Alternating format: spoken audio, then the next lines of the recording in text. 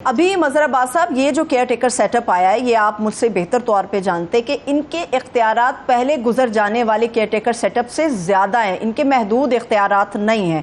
दूसरी बात ये कि तमाम बहरानों का हल वाहिद ये है कि मुल्क के अंदर इलेक्शन हो, एक मुंतखब हुकूमत आए जो एक मामलात को बेहतर अंदाज में लेकर चले। आपने निगरान वज़ीर-ए-आज़म साहब की बात की, उन्होंने भी ये कहा है कि अगर अदालत उन्हें ऑर्डर पास करती है 90 रोज़ के अंदर इलेक्शन कराने का तो हम बिल्कुल तैयार हैं। प्रेसिडेंट साहब से भी मुलाकात हुई है, वज़ीर क़ानून और इंसाफ अहमद इरफान असलम साहब की, उसमें भी इलेक्शन के हवाले से तबादला ख्याल हुआ है।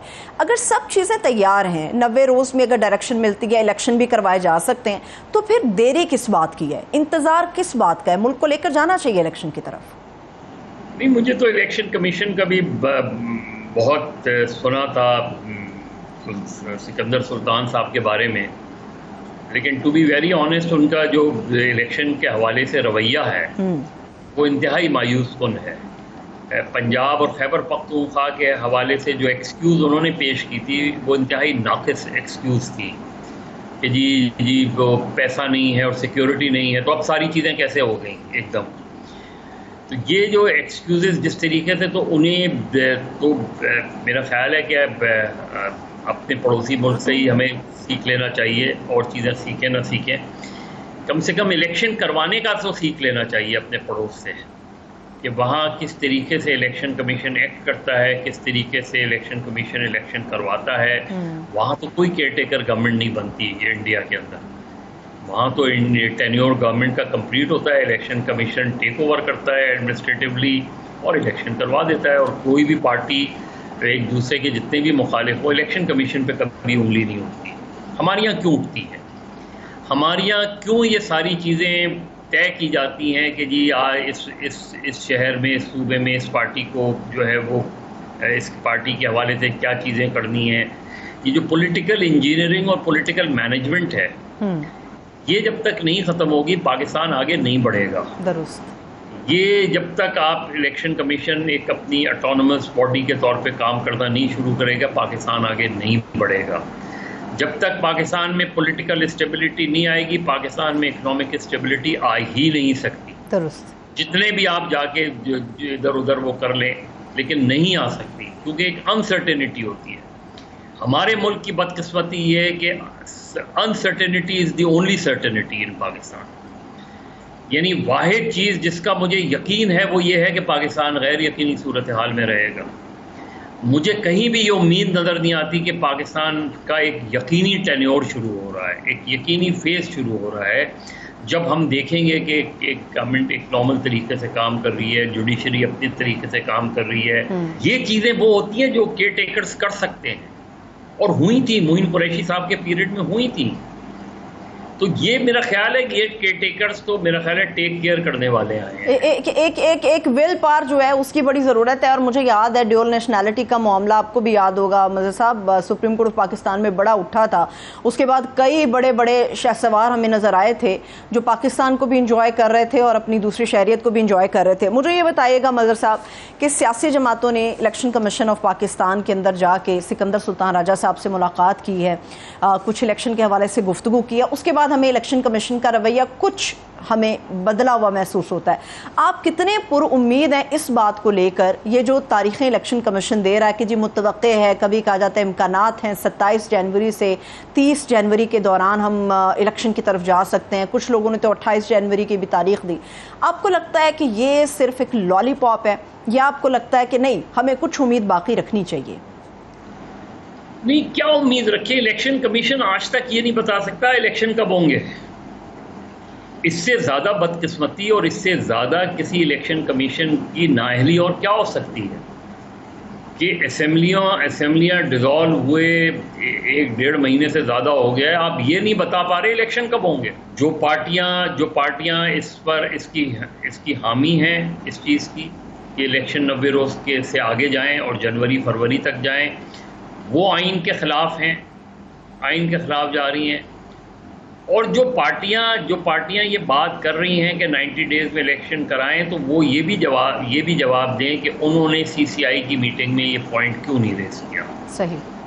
और तो ये जो चीज़ है, ये मेरा ख्याल है अनफॉर्चुनेटली कि पाकिस्तान में इलेक्शन की आज तक मैं नहीं कह सकता कि इलेक्शन कब होंगे। ठीक है, मुझे नहीं यकीन कि इलेक्शन जनवरी में होंगे या नहीं होंगे। हो जाएंगे, बड़ी अच्छी बात है, लेकिन जनवरी में इलेक्शन हो या दिसंबर में इलेक्शन हो, इलेक्शन नवंबर से आगे गए तो आइन की खिलाफ वर्जी होगी। आइन की खिलाफ वर्जी पे कोई कुछ करता है या नहीं करता। पाकिस्तान में आइन एक वाहिद जो है वो कंसेंसस डॉक्यूमेंट है। सही, ठीक। और इसके बाद कोई दूसरा आइन बनता हुआ नज़र नहीं आ रहा पाकिस्तान के अंदर। मार्च के अंदर मजहर साहब, मार्च के अंदर सेनेट के इलेक्शन भी होने जा रहे हैं। आपको लगता है कि फरवरी तक अगर पाकिस्तान के अंदर इलेक्शन का इनेकाद नहीं होता तो चीज़ें आउट ऑफ कंट्रोल हो जाएंगी, या आपको लगता है कि नहीं फरवरी तक मामलात को सुधरने के इम्कानात हैं?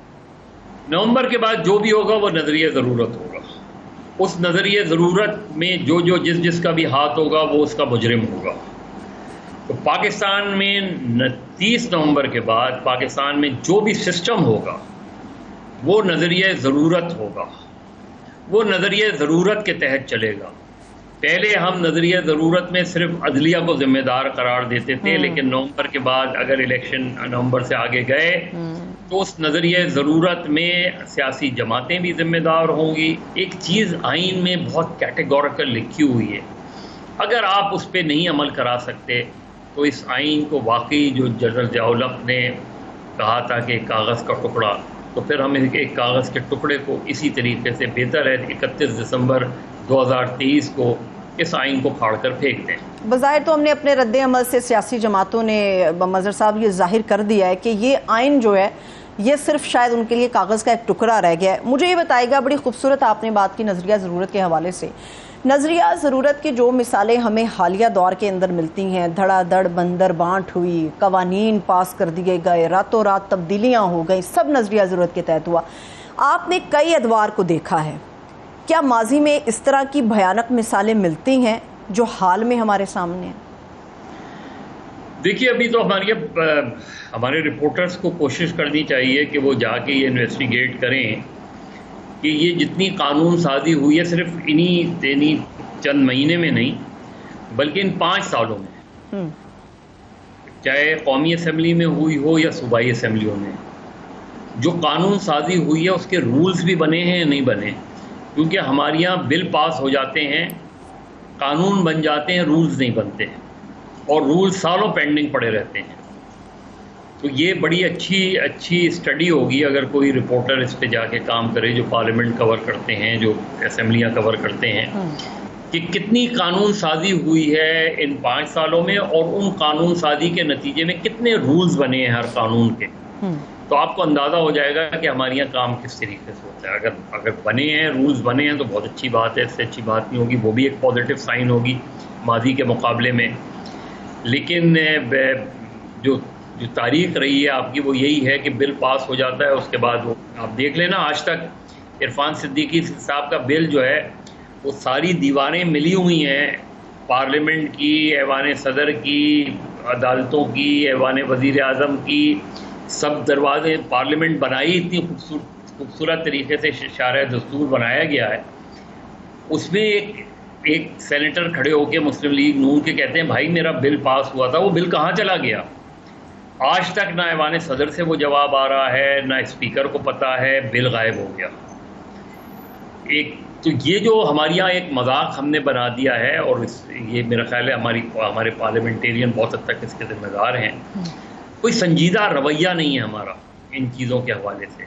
ठीक, तो मेरे ख्याल में अगर इस तरफ हम आगे नहीं बढ़े तो बदकिस्मती होगी। पाकिस्तान में वैसी लीडरशिप क्राइसिस है, पाकिस्तान में वैसी एक डेमोक्रेसी, फ्रेजाइल डेमोक्रेसी रही है, इंस्टीट्यूशंस हम नहीं बना पाए अपने, एक दूसरे पे इल्ज़ाम तराशी करते रहते हैं हमारे पॉलिटिशियन। इलेक्शन ख़त्म होता है, आप देखें हमारे हुक्मरान हमें बड़े फ़ख्र से कहते हैं कि जी कोई कहता है चीनी चोरी हो जाती है, कोई कहता है कि डॉलर स्मगल हो जाता है। तो भाई तुम हुक्मरान हो, ये और किसका काम होता है कि डॉलर, ये अगर स्मगलिंग हो रही है तो स्मगलिंग को रोकना, अगर ये चोरी हो रही है तो चोरी को रोका। अभी मैं नवीद कमर साहब को सुन रहा था कि जी ये तो पुराना मसला है, उन्होंने हामिद मीर ने उनसे सवाल किया कि चोरी रोकना, तो उन्होंने कहा नहीं, यह तो बहुत पुराना भाई पुराना मसला है, तो आप किस लिए हुकूमत में रहे? आप आज पहली मरतबा MNA बने या वजीर बने हैं। दुरुस्त। तो पैथेटिक सिचुएशन है, बहुत ही डिप्रेसिंग सिचुएशन है पाकिस्तान के पॉलिटिकल सिस्टम के लिए, पाकिस्तान की डेमोक्रेसी के लिए, रूल ऑफ और सबसे बढ़ के पाकिस्तान के आइन के लिए, जो 50 साल बाद 50वीं सालगिरह पे दम तोड़ता नजर आ रहा है।